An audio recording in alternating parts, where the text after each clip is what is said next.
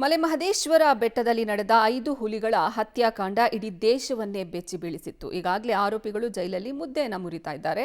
ಅಂದು ಹುಲಿ ಹಸುವಿನ ಅಂಗಾಂಗವನ್ನು ಲ್ಯಾಬ್ಗೆ ಕಳುಹಿಸಲಾಗಿತ್ತು. ಇದೀಗ ಲ್ಯಾಬ್ ರಿಪೋರ್ಟ್ ಬಂದಿದೆ. ಹಸುವಿನ ಮೇಲೆ ಹಾಕಿದ್ದು ವಿಷಕಾರಿ ಕೀಟನಾಶಕ ಅನ್ನೋದು ತಿಳಿದು ಬಂದಿದೆ. ಹಸು ಕಳೆಬರಕ್ಕೆ ಕಾರ್ಬೋಫ್ಯೂರನ್ ಎಂಬ ಕೀಟನಾಶಕವನ್ನ ಹಸುವಿಗೆ ಸಿಂಪಡಣೆ ಮಾಡಿದ್ದಾರೆ ಅನ್ನೋದು ತಿಳಿದು ಬಂದಿದೆ.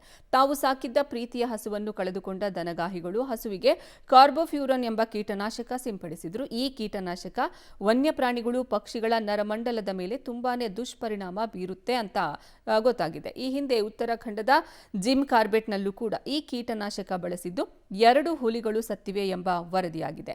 ಅಲ್ಲದೆ ಅಮೆರಿಕ ಹಾಗೂ ಯುರೋಪ್ ರಾಷ್ಟ್ರಗಳಲ್ಲಿ ಇದನ್ನ ನಿಷೇಧ ಮಾಡಲಾಗಿದೆ.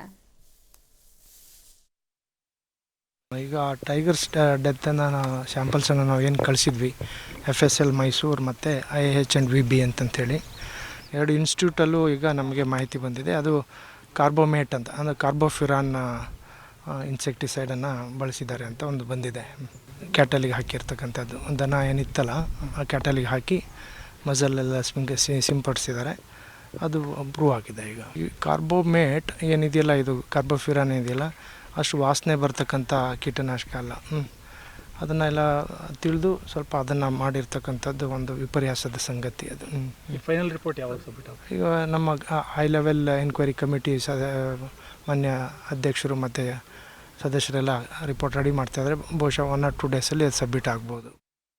ಇದು ಮಲೆಮಹದೇಶ್ವರ ಬೆಟ್ಟದಲ್ಲಿ ನಡೆದಂತಹ 5 ಹುಲಿಗಳ ಹತ್ಯಾಕಾಂಡಕ್ಕೆ ಸಂಬಂಧಪಟ್ಟಂತಹ ರಿಪೋರ್ಟ್ ಇದೀಗ ಬಂದಿದೆ. ಇವು ಕಾರ್ಬೋಫ್ಯೂರಾನ್ ಎಂಬಂತಹ ಅಂಶವನ್ನು ಸೇವಿಸಿ ಈ ಹುಲಿಗಳು ಸಾವನ್ನಪ್ಪಿವೆ ಅನ್ನೋದು ಗೊತ್ತಾಗ್ತಾ ಇದೆ. ಕೆಲವೆಡೆ ಇದನ್ನು ನಿಷೇಧ ಮಾಡಲಾಗಿದೆ, ಆದರೂ ಸಹ ಇಲ್ಲಿ ಇದನ್ನು ಬಳಕೆ ಮಾಡಿದ್ದಾರೆ. ಹಸುಗೆ ಇದನ್ನು ಹಾಕಿದ್ದಾರೆ. ಇನ್ನು ಹುಲಿಗಳು ಇದನ್ನು ಸೇವಿಸಿ, ಈ ವಿಷಪ್ರಾಶನವನ್ನು ಸೇವಿಸಿ ಈ ಹುಲಿಗಳು ಮರಣವನ್ನು ಹೊಂದಿವೆ ಅನ್ನೋದು ಈ ರಿಪೋರ್ಟ್ನಲ್ಲಿ ಗೊತ್ತಾಗಿರೋದು. ಕಾರ್ಬೋಫ್ಯೂರಾನ್ ಅನ್ನು ಸೇವಿಸಿ ಹುಲಿಗಳು ಸಾವನ್ನಪ್ಪಿದೆ ಅನ್ನುವಂತಹ ರಿಪೋರ್ಟ್ ಬಂದಿದೆ. ಈ ಕೀಟನಾಶಕವನ್ನು ಹಸುವಿಗೆ ಸಿಂಪಡಣೆ ಮಾಡಿದ್ದಾರೆ. ಇದನ್ನು ಸೇವಿಸಿದಂತಹ ಹುಲಿಗಳು ಸಾವನ್ನಪ್ಪಿವೆ.